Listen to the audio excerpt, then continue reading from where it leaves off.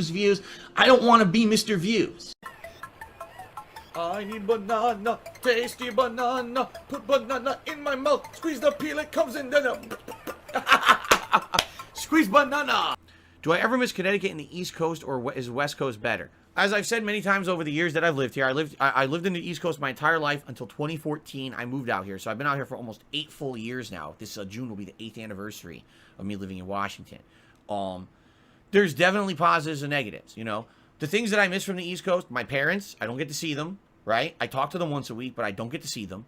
And, you know, that is a big thing where I used to have a meal once a week with them and, you know, have holidays together. We don't have that anymore. There's not much I can do about that. They're older. They can't come out here, and I don't have the time or money to go out there, especially with COVID, too. That kind of screwed everything up. But outside of that, what do I really miss about Connecticut? The food. The food in Connecticut was outstanding for Italians like me. There's authentic Italian food there. There's no authentic Italian food out here on the West Coast, just being honest. The people out here who think they know Italian don't. A lot of it is Americanized Italian that's not even close to what's authentic. The pizza out here is a joke. Out of all the places I've eaten pizza out here, there's one place that makes East Coast style pizza, and they're considered, no lie, a gourmet restaurant where the pizza costs incredibly expensive prices because it's the only place you can get East Coast pizza. Outside of that, every place I've been to is terrible, not even close to real pizza. I mean, when I lived in Connecticut, I lived about 10 minutes away from an incredibly authentic Italian-style pizzeria. The owner is an Italian guy who's been making pizza his whole life.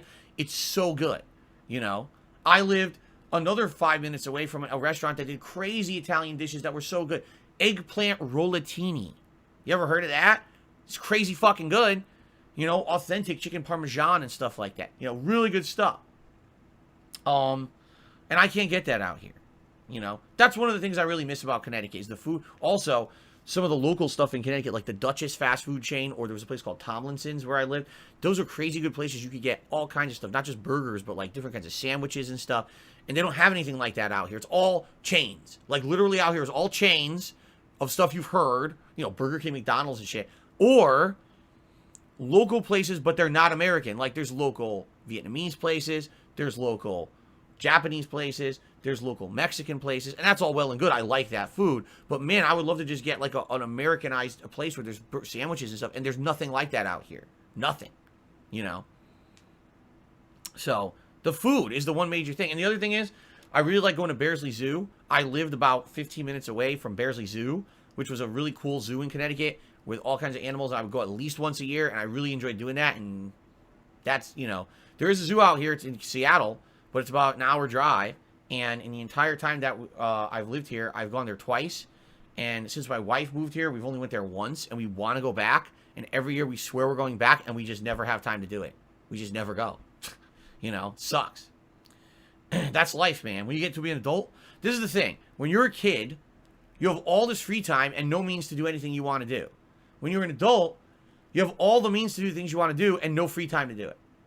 That's the flip side. Zoya, thank you for the super chat. I don't talk about personal stuff about my wife and I's past because sadly people on the internet are scumbags and have personally used personal stories and things like that against me in the past. Not particularly with Kat, but with me and my other past and stuff like that. I personally do not talk about personal details about our lives to some extent. You know, it's little silly things about what we're doing now, what games she plays and stuff. That we'll talk about. I'm not going to talk about other personal stuff because there's too many shitheads on the internet who would really use it to hurt us. So I'm not doing that, okay? And I know, no offense, I'm not mad that you asked the question, but I'm just not going there. Do I plan on making a summer vacation this year? I don't know how we could. I keep telling you guys, like, I'm in a situation where I have to stream as much as I do. And even then, I'm barely making ends meet because of all the situations that keep happening. Last year, I was in a position where things were getting good. And then what happened? I get kicked out of the Twitch partner program for no reason. And then my identity gets stolen. And that sets me back thousands of dollars. So now it's like, I can't take time away. As much as I would like to say, oh, let's take a week off and have a staycation. 2 days, my wife and I will just stay home and do things around the house. One day we'll go to Seattle and go to the zoo. I can't do that. I can't not have income for a week.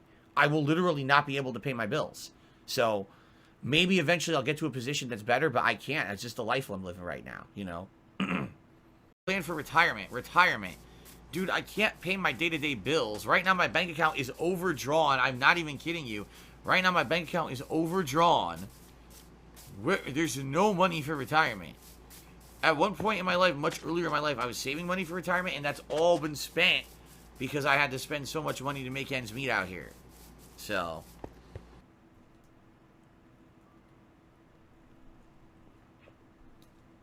Hobo X says, my other past makes it sound like you were a crime boss in a previous life. Basically, the way I see it, my life completely changed in 2017. Both my personal and professional life. It was like hitting a reboot button. Because that was the year that basically I met my now wife and we started our relationship together. That was the year when I changed from being a full-time YouTuber to being a full-time streamer that was interactive, and I do things like this now instead of just talking to you while playing a game and ignoring you. You see? Like, that literally 2017 was the reboot of my life. And since then, my life is just better and better. You know what I'm saying? Like I tell you guys, I really feel every day is the best day of my life moving forward. It feels like that legitimately every day. I can't wait for the next day.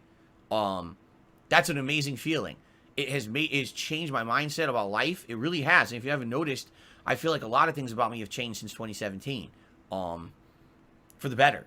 So, yeah. But that's what I mean. Like when I say, oh, my old life, yeah, I actually feel like everything before then was kind of like the lead up to my real life. And now I feel like I'm living it, you know?